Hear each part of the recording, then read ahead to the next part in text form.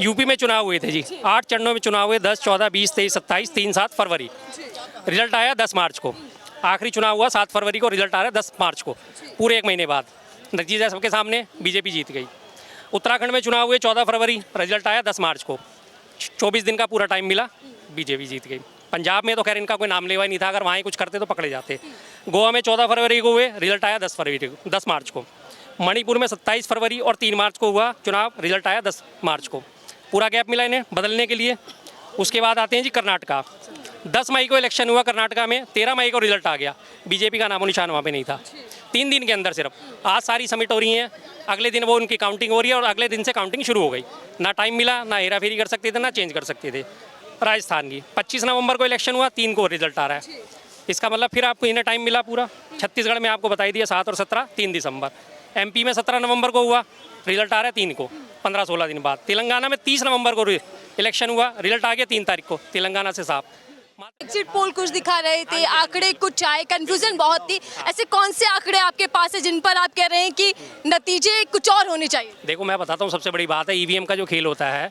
पहले मैं इस बात को नहीं मानता था। जिस दिन इलेक्शन होता है उसके बाद जब भी 10, 15, 20, 25, 26 दिन का टाइम मिलता है और उसके बाद जो रिजल्ट आते हैं वो हमेशा बीजेपी के फेवर में जाते हैं। मैं आपको आंकड़ा देता हूँ, मैं 1 हफ्ते से इसी बात को ढूंढ रहा था। हाँ जी, जब आप 1 हफ्ते की तैयारी करके रहे हैं, आंकड़े लेकर आए हैं शर्मा जी, हमेशा कहीं ना कहीं मुद्दों पर बात कर लेते हैं, तो आप कौन से आंकड़े लेकर? हाँ आंकड़े मैं आपको दिखा।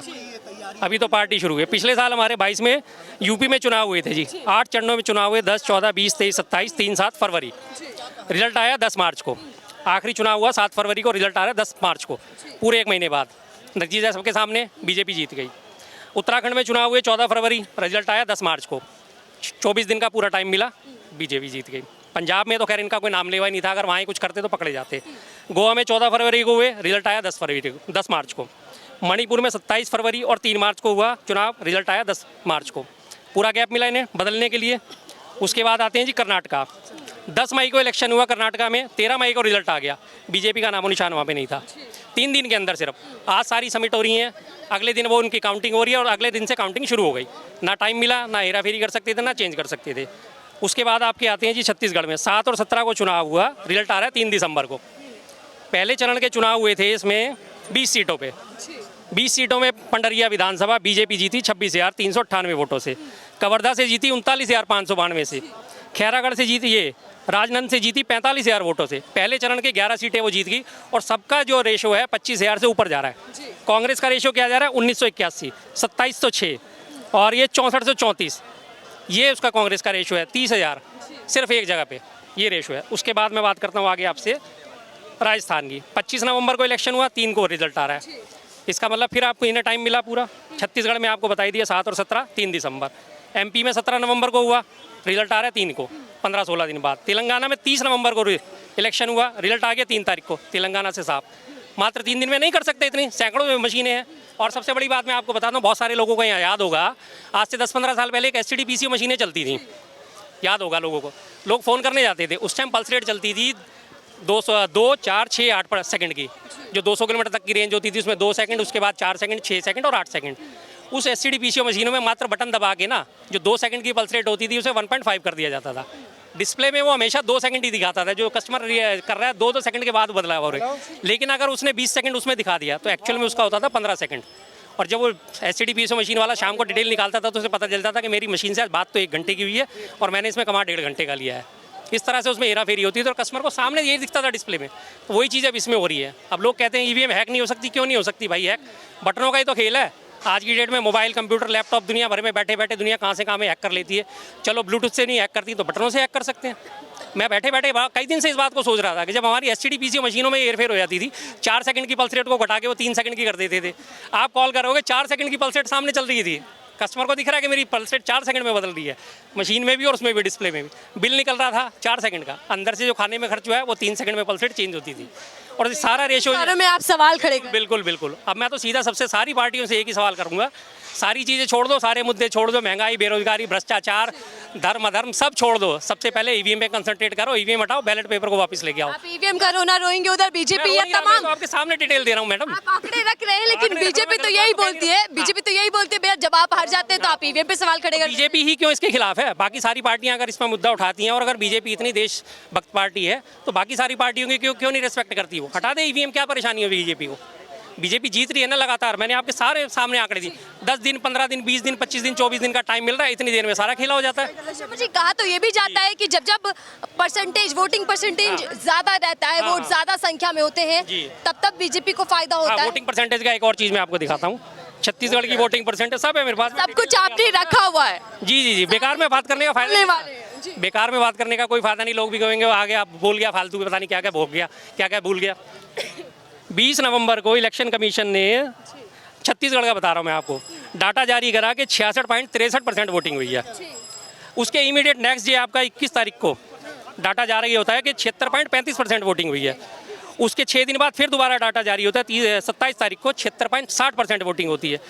आपके 3 बार में 3 आंकड़े कैसे बदल गए? जबकि डिटेल तो आपकी सारी पहुंच गई। ईवीएम का तो डिटेल यही है ना कि आपने बटन दबाया और सारी डिटेल सामने है, कितनी वोटिंग हुई, कितनी वोटिंग नहीं हुई। तो ये आंकड़े कैसे बदल गए? 20 को इलेक्शन कमीशन कह रहा है 66.63% की वोटिंग है, और 27 को वही इलेक्शन कमीशन कह रहा है कि 76.60% की वोटिंग। 10% की वोटिंग कैसे जंप मार गई 6 दिन में? इसका वो जवाब ही नहीं दे रहे। इलेक्शन कमीशन जवाब ही नहीं दे रहा इस चीज़ का। इसका जवाब तो दे। मैं जनता से भी कहता हूँ, सवाल उठाओ, उंगली करो। उंगली सिर्फ वोट डालने के लिए नहीं है, निशान लगाने के लिए नहीं है, इन सब कामों के लिए भी है। 10% वोटिंग बढ़ते ही, और वहाँ पे मुश्किल से मुश्किल एग्जिट पोल क्या दिखा रहे थे? 20, 25, 30 सीटें बीजेपी को, वो जंप मार के सीधी 55 पहुँच गई। कैसे पहुँच गई? ये 10% डाटा बढ़ा ना, तभी तो पहुँची है। और अभी मैं और डिटेल निकाल रहा हूँ, मेरा 3 दिन से कंप्यूटर खराब हो गया जरा। अभी मैं नेक्स्ट वीक में फिर आऊँगा। रिसर्च जारी है और आंकड़े कहीं ना कहीं लेकर आएंगे शर्मा जी।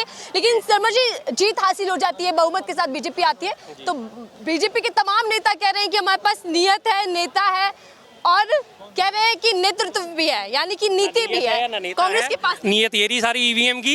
नेता उनके वही हैं जो हमेशा बात ऐसी करेंगे घुमा फिरा के, धार्मिक अंधविश्वास की बात करते हैं, धर्मांधता की बात करते हैं। नेता उनके वो हैं। नियत उनकी किसी के दिन से कहीं से कोई साफ नहीं है। नियत साफ होती तो जितने उनके भ्रष्टाचारी उनके ऊपर कार्रवाई करते। ब्रजभूषण शरण बैठा हुआ है, उसकी संसद सदस्य तो अभी तक बरकरार है। दिल्ली पुलिस अप्रूवल कर चुकी है कि हाँ ये केस चलाने योग्य है। पहलवानों के शोषण का मुद्दा, महुआ मोत्रा ने एक ही बात उठाई थी कि अडानी से आपके क्या संबंध है। उनको कह दिया कि जी 2 करोड़ कैश लिया है और गाड़ी ली है। ना 2 करोड़ कैश बरामद हुआ है, ना गाड़ी बरामद हुई है। किसी भी एक छोटी सी चीज़ का एक केस प्रॉपर्टी होती है। अगर कोई चोरी होती है, कुछ भी होता है, रिपोर्ट लिखी जाती है, चोर को पकड़ा जाता है, तो उससे कुछ ना कुछ बरामदगी होती है। क्या 10 रुपये की नहीं हो, अगर उसने 10 रुपये की चोरी करी तो 1 रुपये की भी बरामदगी होगी।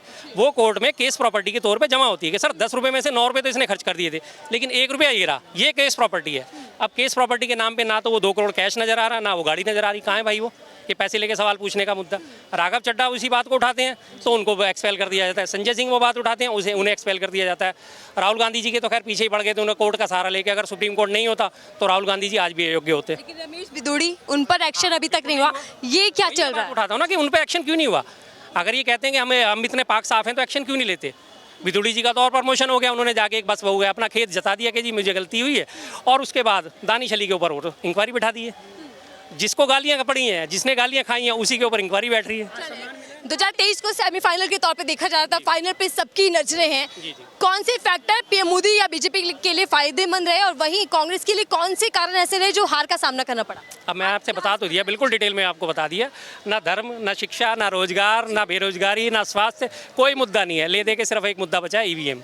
ईवीएम अगर विपक्ष अपनी पूरी कमर कस ले, हटा दे, तो इमीडिएट ये बीजेपी का पलटा है, खत्म हो जाएगा। बिल्कुल कहता हूँ मैं। तेलंगाना का चुनाव, जीत और हार का खेल इसी पर डिपेंड। तेलंगाना का चुनाव भी रद्द कर दो, जहाँ जहाँ जीते हैं अभी 4-5 में, सारे चुनाव रद्द करके दोबारा बैलेट पेपर से करा लो, सारी आपके सामने आ जाएगी।